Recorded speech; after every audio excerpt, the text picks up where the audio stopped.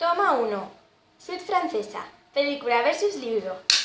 Hola a todos y bienvenidos una vez más a mi maravilloso canal. En este caso lo que os traigo es esta pequeña sección que he empezado a crear, que es cuando leo un libro, miro la película y luego lo comparo. Sé que es una tontería, pero es que a mí me gusta mucho, no sé, como que me he envalentonado.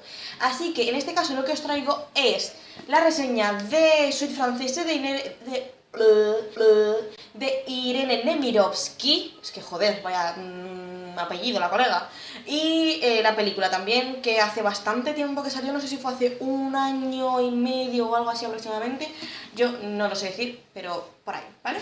Entonces, voy a empezar hablando de la autora. Entonces, si os queréis quedar, perfecto. Si queréis pasar al momento en el que hablo de la película, le dais al minuto que voy a poner aquí abajo.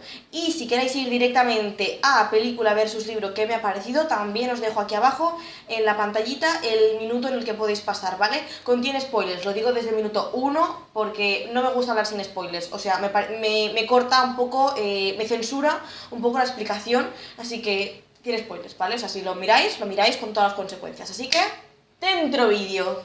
Vale, primero de todo, que sepáis, Irene Nemirovsky es una mujer que nace en una familia judía. Entonces, Irene Nemirovsky nace en una familia judía que su padre y su madre habían tenido que huir de los pogromos de Rusia entre 1881 y 1882. Ay, perdón, sus padres no, su familia anterior. Entonces vive en Francia.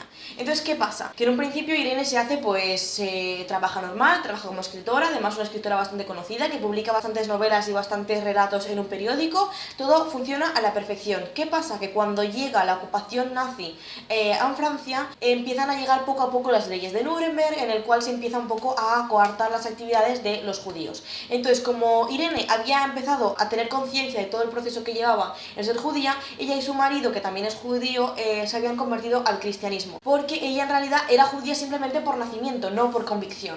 Entonces, ¿qué pasa? Que a pesar de esto, Irene no puede seguir trabajando para el periódico, obviamente, porque los judíos no tienen derecho al trabajo, solo aquellos trabajos que funcionen a través de judíos, y o sea, que sean, por ejemplo, tiendas que judíos compran allí y ya está.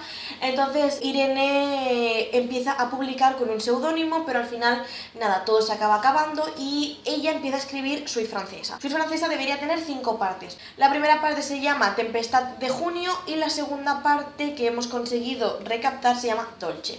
¿Qué pasa? Que obviamente de estas 5 solo tenemos 2. ¿Por qué solo tenemos 2?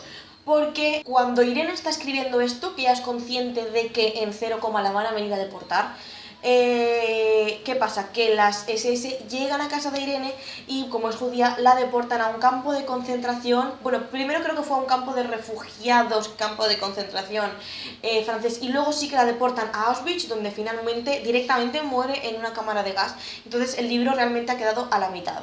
Luego, con su marido, al cabo del tiempo, su marido empezó a hablarle a altos cargos de la policía, pero claro, obviamente no consiguió nada, y entonces a su marido también lo deportaron a Auschwitz y murió también en las cámaras de gas. ¿Qué pasó? Que la pareja dejó a sus 2 hijas viviendo con una ama de llaves, y esta ama de llaves las fue escondiendo poco a poco en orfanatos, en centros de acogida, las fue escondiendo porque las SS seguían buscando toda, por así decirlo, la familia de Irene para un ensañamiento realmente. Fue un ensañamiento porque podían haber dejado a las niñas tranquilamente vivir. Sin embargo, las niñas consiguieron vivir, consiguieron crecer, y ellas llevaban una maletita que su madre siempre se había preparado.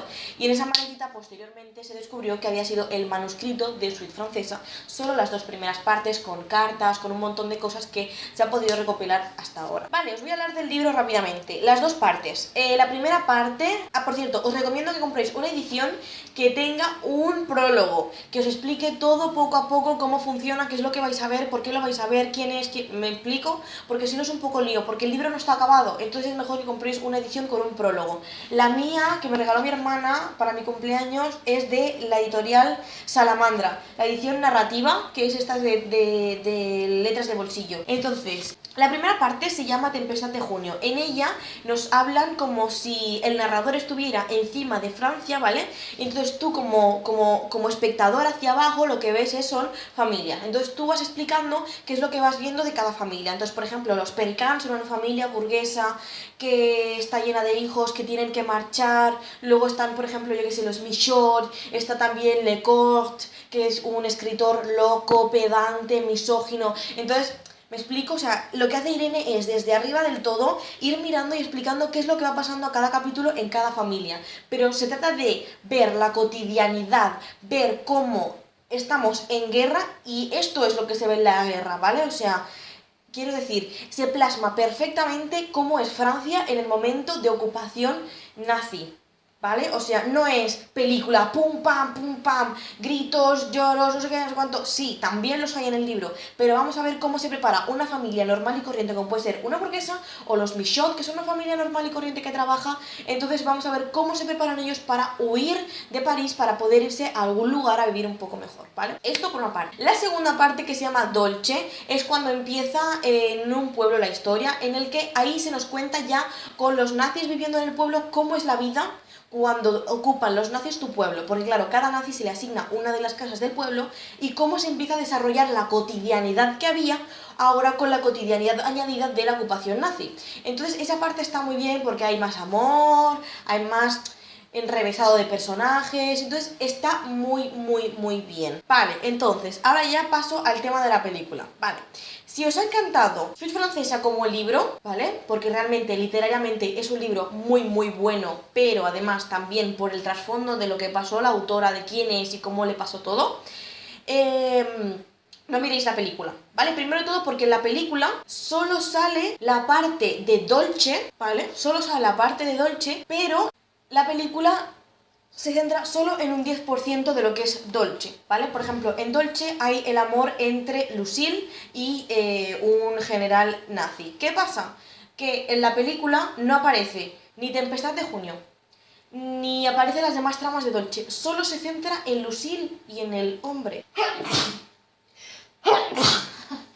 Entonces, claro, nos faltan muchos personajes. Nos falta información de los personajes. Nos falta trama. Nos falta... Es como mirarte... Pues no sé. No sé cómo explicarlo. Es como... No sé, como... Ni siquiera llega un tráiler del libro. Ni siquiera un tráiler, ¿vale? O sea, lo que reúnes de la película no te llega ni a un 10% de todo el libro en general. O sea, por eso me decepcionó tanto. ¿Me la acabé de mirar entera? Sí. ¿La puedes disfrutar aparte del libro? No lo sé porque yo me lo he leído. Entonces yo ya no iba con una idea blanca, sino mi idea ya era encontrarme algo que me lo relacionara con el libro.